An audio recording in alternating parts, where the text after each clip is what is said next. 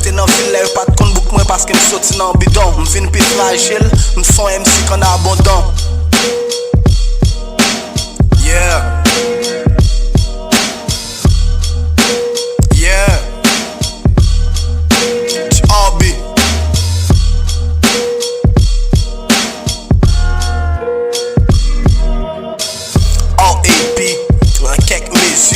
Bon set gen nostalji ki wò detwi.